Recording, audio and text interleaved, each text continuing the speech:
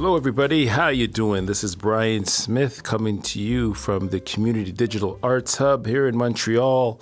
And we are this is our first podcast with the Scale Up Project, which is part of the Multicultural and Diversity Project, a new community organization based here in the city of Montreal.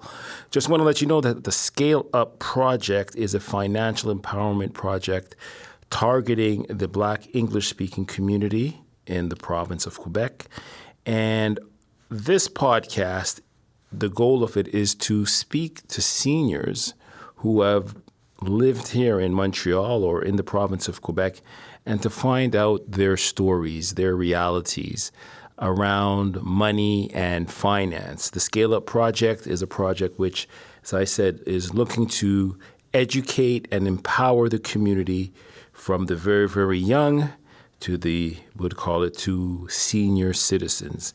And today I have the opportunity here to be speaking with Louise Paul. How are you doing, Louise? I'm very good. How are you?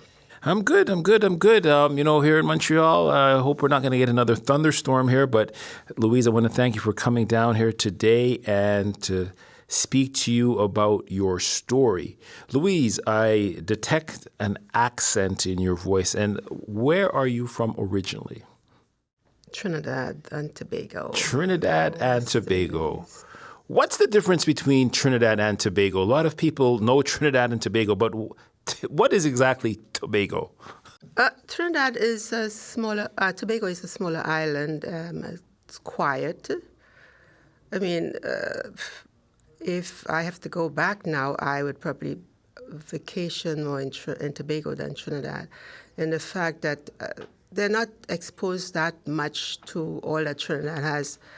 Crime, with the lack of employment and so on, you bring on more crime and everything else. And we have many more people going into Trinidad now from the different islands, and an overwhelming amount of people from Venezuela that's taking over there. So, the island of Tobago is quite small, as I said, and we sort of enjoy it more. The water, it's the pollution and everything. We don't have that much over there now. Okay. In the sense of what's happening in Trinidad. Okay, it's very interesting because everyone knows Trinidad, but it's Trinidad and Tobago. So I think the next time I travel, I'm going to make my way over to Tobago and find out the smaller island. So your journey here to Canada. Did you come to Quebec initially? Because I know that a lot of people, when they immigrate, this is where you are now. But have you always lived in Quebec? I've always lived in Quebec. At one time, in the early 70s, they started a slow migration to in Toronto. I visited Toronto. And I took a bus, got down there, and I started looking. I made two attempts, and I found the people were quite cool. And even the bus driver was different in the sense you ask a question, and he didn't even call out the stops. And when I came to Canada, Quebec here, you go on, you couldn't even pronounce the words, and I show him my thing, and he would start calling the stops. Oh, wow. That was in the early 70s. Early 70s, wow. So and I right away I said, I can't stay here. Nobody talked to anybody on the street in Toronto. Okay. So I just headed right back in the space of a week. I just gave it a week and I was back. So that's where I've been. So Montreal even back then had a certain charm to it. Were the people more friendly? What made you decide to say, you know what? Okay, Montreal is going to be it for me. As I said, most of my friends were here. Okay. At the time. Very few of them. Now I could count about 3 of them that moved and stayed in Toronto. But most of my friends were here. I had one of my childhood friends here. She's still here in Montreal. And it was a connection. So the connection around of people that I knew.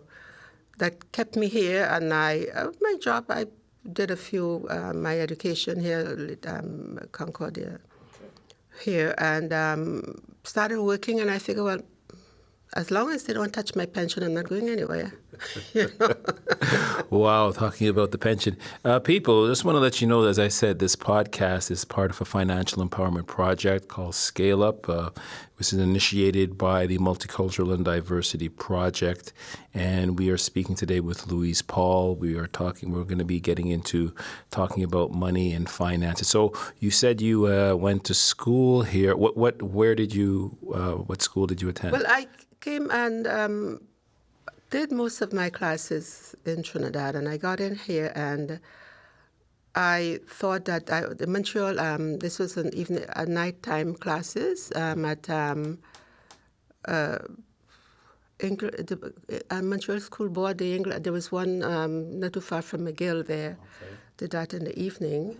I think it was it High School of Montreal? I know that it's possible, yes, if it's so long. But let me ask you, how old were you when you came to Montreal? I was 22. 22. Okay, so a young lady from Trinidad here in Montreal. I'm assuming you weren't speaking any French at that particular time. No. Okay, was it? I want to use the word was frightening, but was there a culture shock for you coming from Trinidad, and now you have to deal with the winters and the cold and all these different things and unknown things? Well, I'll tell you how I came here. I mean, everybody wanted to get out. Every parent wanted to get their young kids out, go to the States, go to this, go to England, whatever. Yes. And I tried England, and when I got through, my mom said, it's too dark. I think it's too dark. You shouldn't be going there. I don't know anyone there. So, okay. And we had a cousin here, so I came on. The Canadian government were recruiting young women for the domestic scheme. Yeah, scheme. Okay. And that was my footstep into Canada. Okay. So I came in, did my year. I didn't do a whole year anyway. I just remember this is not for me really, because my mom did everything for us. Okay.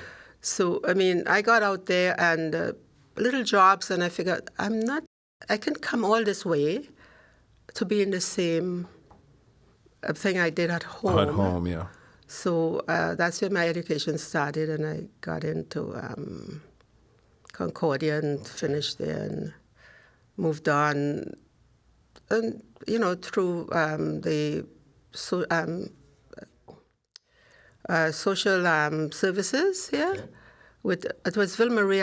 When I got in, it was Ville Marie. Ville Marie Social Services, Ville Marie Social Services. And I stayed with them for 19 years. And then we had this shuffle.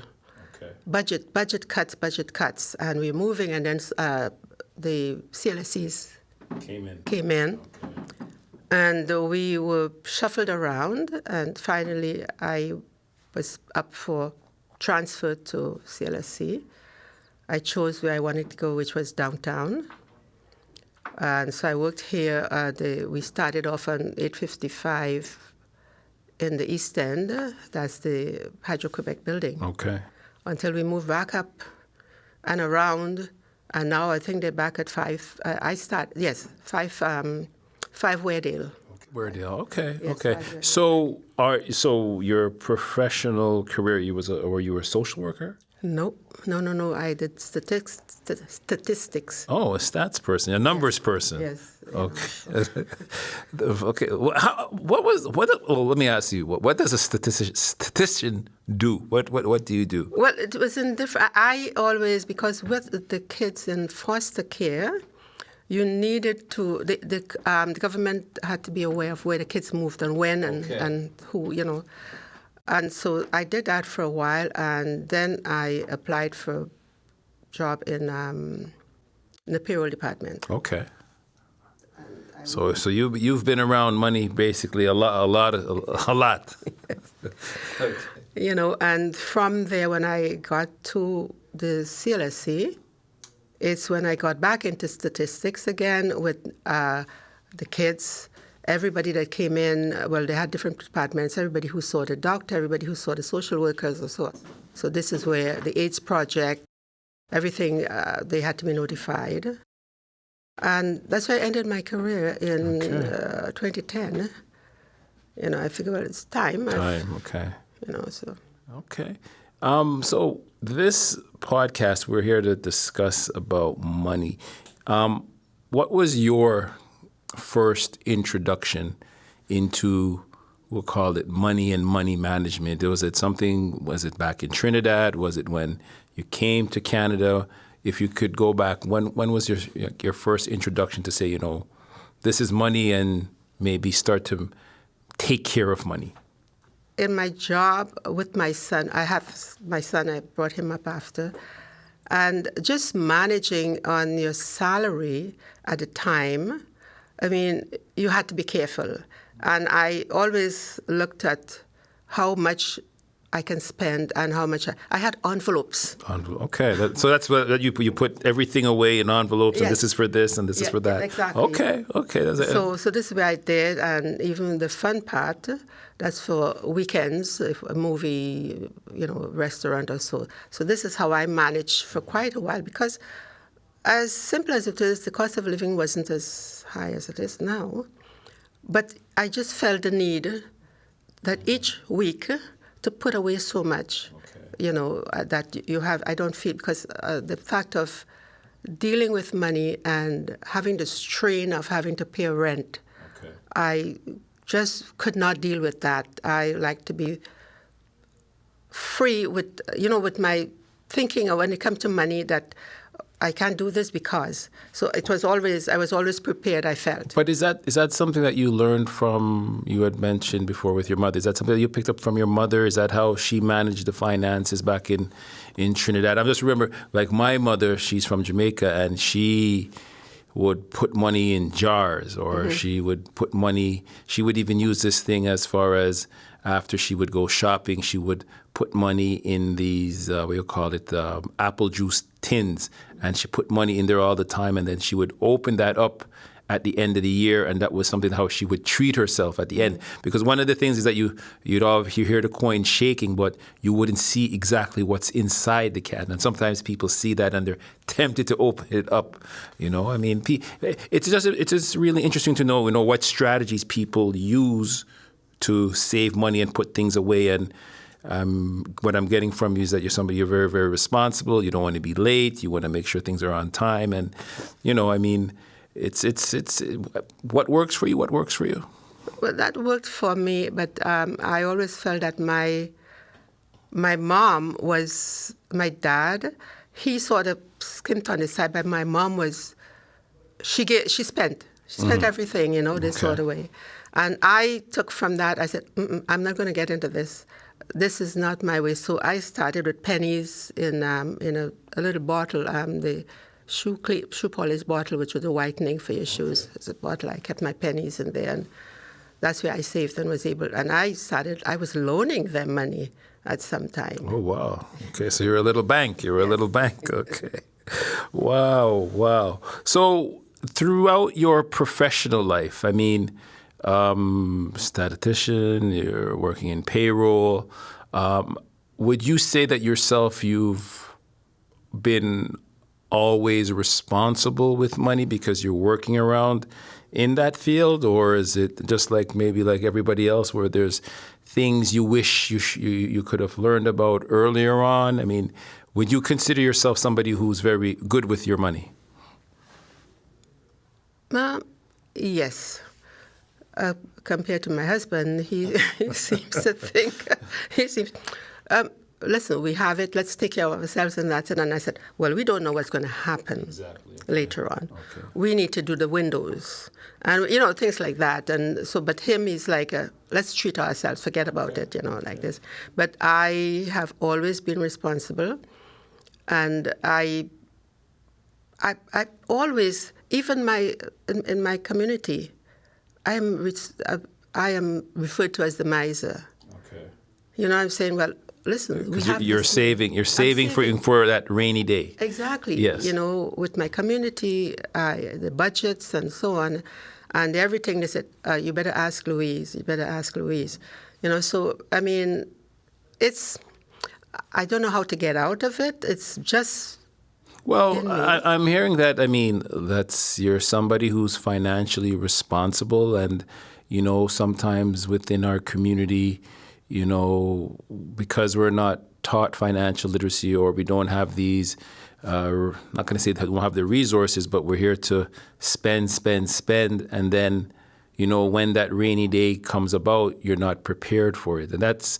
For some people, and that's one of the reasons too, as far as having a podcast like this, is that we want to get the word out to people to say, you know what, there's one that the resources are there to help you, but also to people to make changes. So yes, you can spend, yes, you can treat yourself, but if you're treating yourself all the time and spending, you have nothing left for the future, and we're trying to get to people earlier on, because with money and savings and time and things like that, it can benefit you, but the discipline has to be there. And what I'm getting from you, Louise, is that you sound like somebody who's very disciplined. I still wish I had more money for, because the things I would really love to do, my husband said, okay, let's do this, but I'm figuring, well, if we had more disposable cash, I can do more. I mean, we'd love to do some extension in our place, and I'm figuring, well, if we do it this now, we can only do this next year, and we keep putting it off like that. But if we had more disposable cash, I could say, well, okay, this is going for this. Okay. Yeah, I mean, if I'm just going back into my childhood, and I can remember my parents. I mean, the big thing was to get Canada savings bonds, but back then. You'd get 10%. But you would get 10% on a Canada savings bonds, but you're not going to get that now.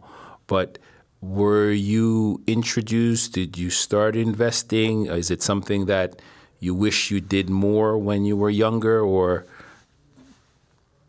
What more could I did from the time that Canada savings bond came out. We had it done through the payroll. Payroll, yeah. So. That's where the big investment came for my down payment on the house. Okay. You see, and it was easy money. I didn't get it, so it was removed from your paycheck. So you didn't see it. I didn't see it. Yes. So in the end, now when I need to buy the house, now I was able to cash this in, and for my down payment on the house. And so that was taken care of, but until we have a monthly mortgage now. So then you're looking at this and looking at that. And so, I mean, one of the times when I put all this into and having to pay a mortgage, and I remember saying, it's the first time I don't have much food in the house. Because you were sort of, everything I thought, well, oh my God, mortgage. It's mortgage. So you weren't doing too much else but planning towards your monthly mortgage. And this is where I probably stressed a lot, because that was the biggest payout on monthly, besides a small rent to have this to pay, and all the utilities and the taxes and so on. But in the end, once you got used to it and you start rearranging things, you got it. And we all planned this, and I felt I planned in the sense of when I knew I want to work 5 more years, I asked them to take away $500 per pay, monthly. Okay. Planning for my retirement. Because I figure, well, I'm going to be one of the idle rich. Such a dream, yes. No, but I guess one of the things, and, I think, but, when you do decide to retire, you should be in a position that you could actually enjoy your retirement. That, you've worked so hard, and then, in a lot of cases, a lot of seniors retire and they don't have it, or there's so much fear, but they didn't put enough money in their pension. Maybe they don't have a pension at all because of whatever reasons or choices that they made in the past. And that's something we're trying to get out to people, to say that that one, the things that you don't know will cost you, but something which is very, very valuable is the time. If you start investing when you're younger, when you get that 55, or let me ask you a question. You were talking about how old you were when you decided to retire, because is this freedom 55? Is 55? I thought that, I had that in mind, and then I figure, what am I going to do after? So I went and said, I'm going to go to 60 and all that. And when I got to 65, I figure, well, what am I doing? So I retired at 67. Okay. You see? But I cut down my hours. I started from 4 days a week and then 3 days a week. So I was enjoying long weekends. And then I have my mom in the States, so I did a lot of monthly visits. I traveled from Thursday night and Saturday. I was always looking to travel. I love traveling. And so this is, now I pay, if I'm going one place, now I start paying from the year before. Okay. So to avoid coming back to have to pay for a trip you've enjoyed. Okay. So, but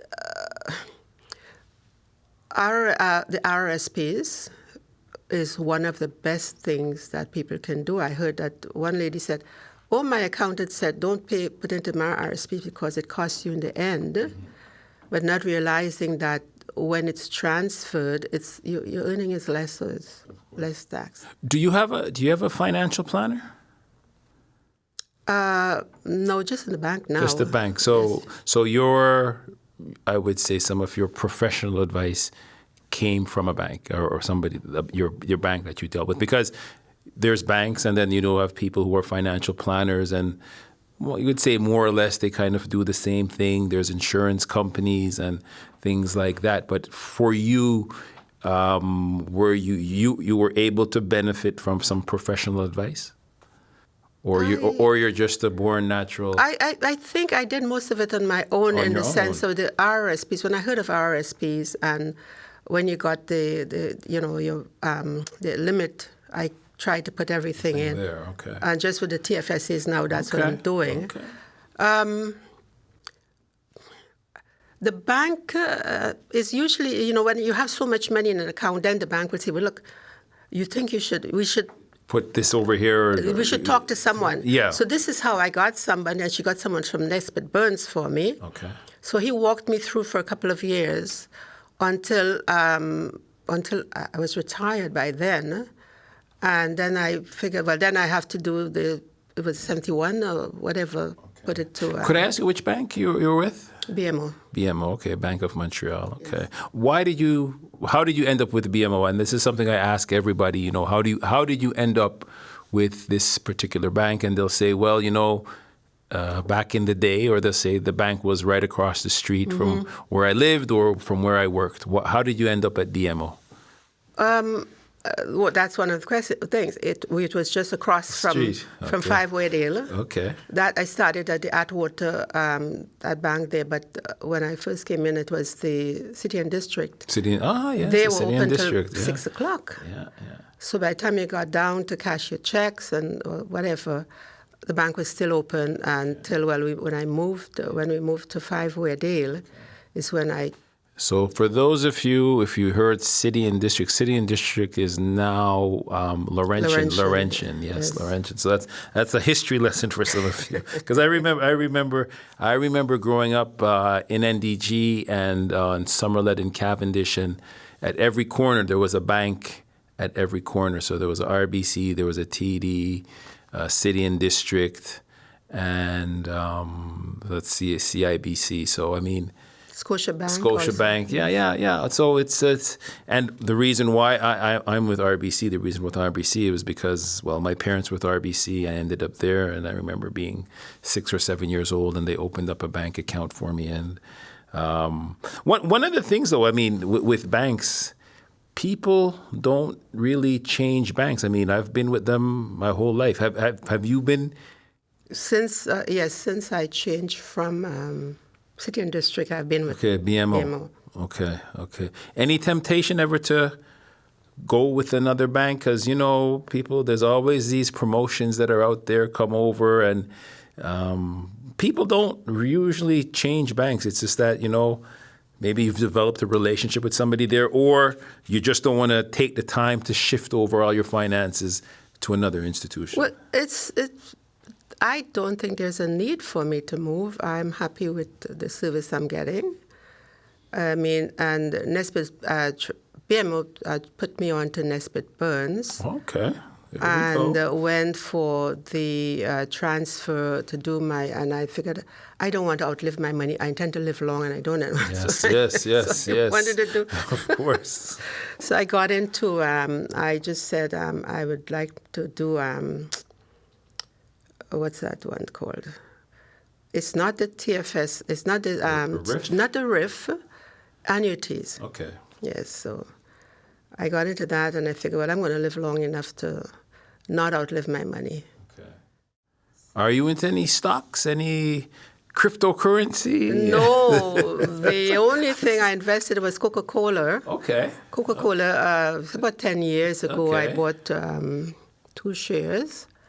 I think now it's up to 8 because at one time they were doubling, Okay. and so I haven't done any, and I probably soon I will, because it goes up, down, and I stopped bothering about it anyway. Okay. Wow, Louise. This has been really, really interesting. People, you're listening to Louise Paul, a senior here in the city of Montreal. My name is Brian Smith from the Scale Up Project. We are here talking about financial empowerment. We're talking about seniors. Louise, I assume that a lot of the people that you're around are seniors. What do you see in our community?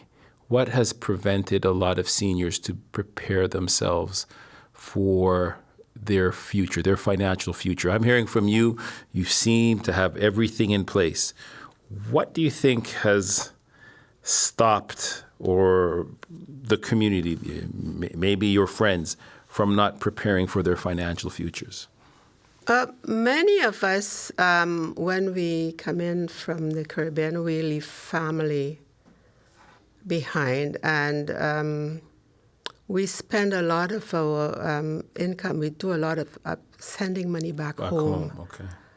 And not thinking of ourselves here. And by the time you realize, and I always, even I told my son too, you have to keep at least 3 months. In case something happened, you have money to carry you through for 3 months, because I just cannot see myself. So, I mean, I know of people who have been doing that and still barrels and not thinking of themselves as if we're going to live forever, as if we're going to have the strength to work forever. And we have people who are there and we're looking at them, I am on a senior income and whatever. And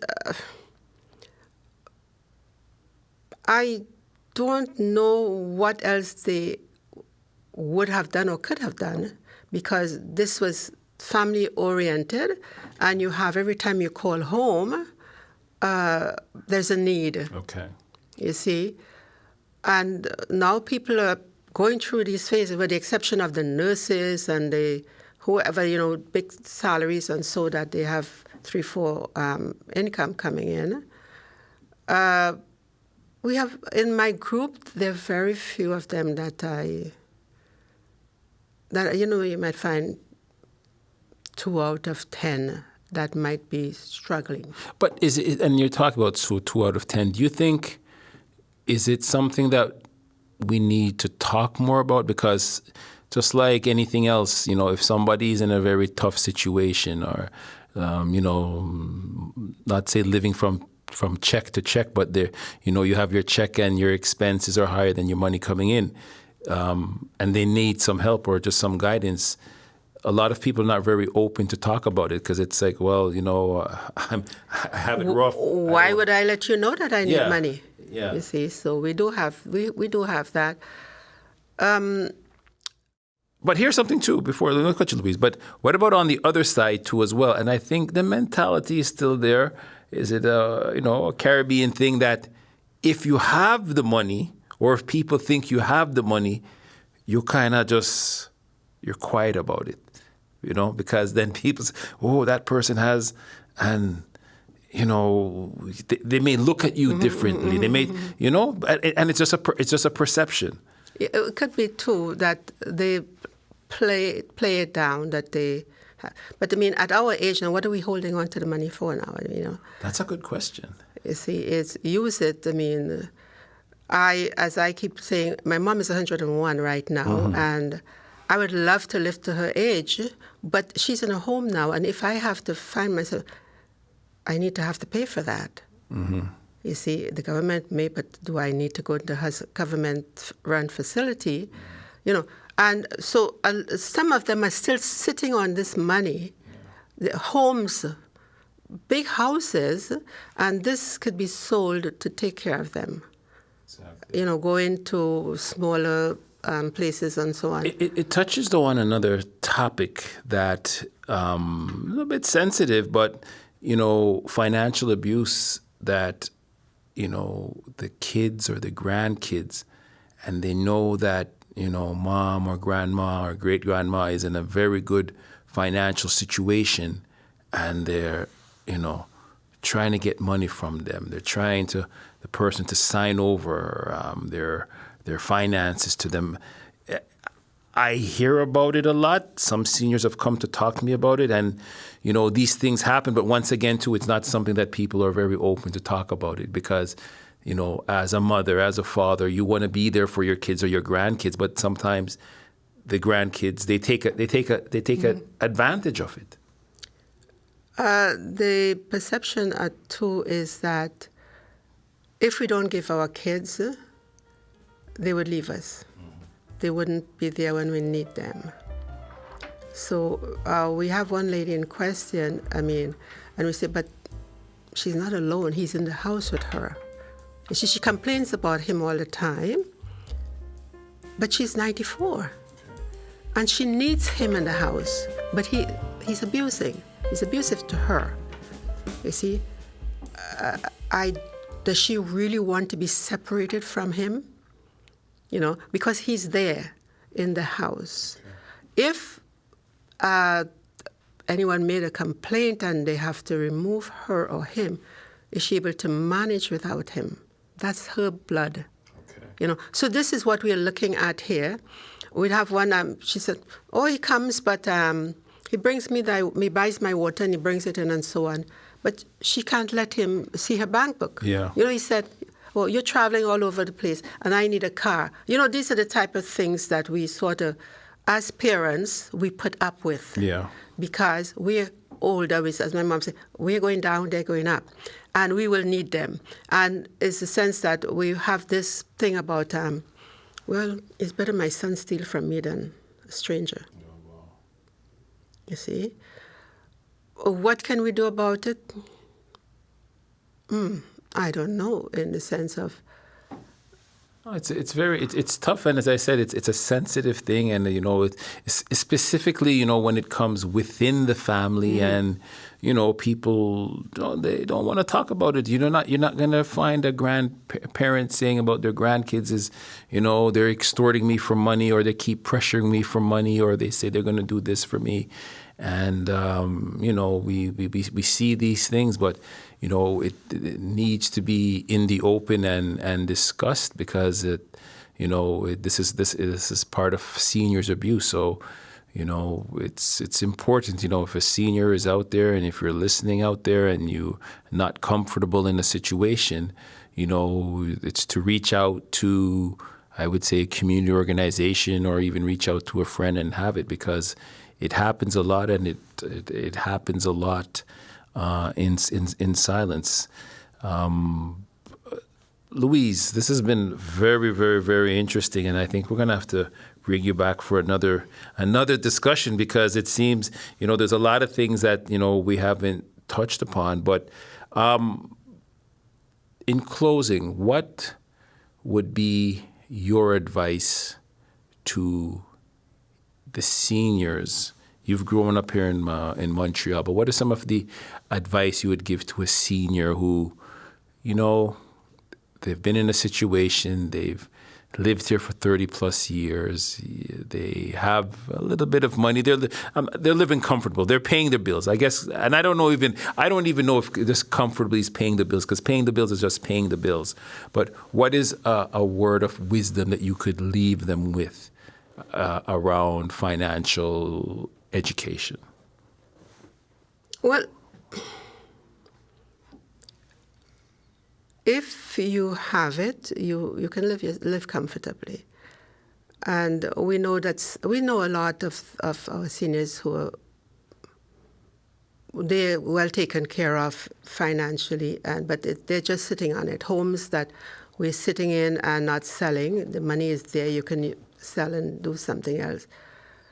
And I have my saying, you choose where you want to go. Don't let the government put you where you don't want to be. If you're in a situation where you're abused by your kids, feel free to speak up. I know the situation with kids, you need to have your kids around you. You see, and you feel by giving them what they need. Or somebody said, whenever he comes by, I have to pay him to do this for me. So how can we get around that? How can we get a group going that they can come out and speak freely? After that is done, if they come forward to say, I'm being abused, so what are we doing for them? What can the system do for them? Yeah.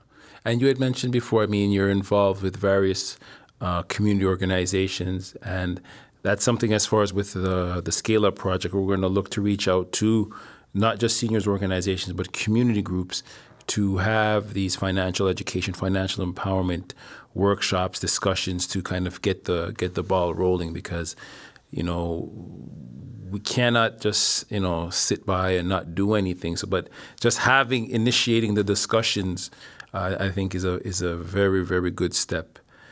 People, you're listening to Brian Smith. This is, we are here for the Scale Up Project put on by the Multicultural and Diversity Project.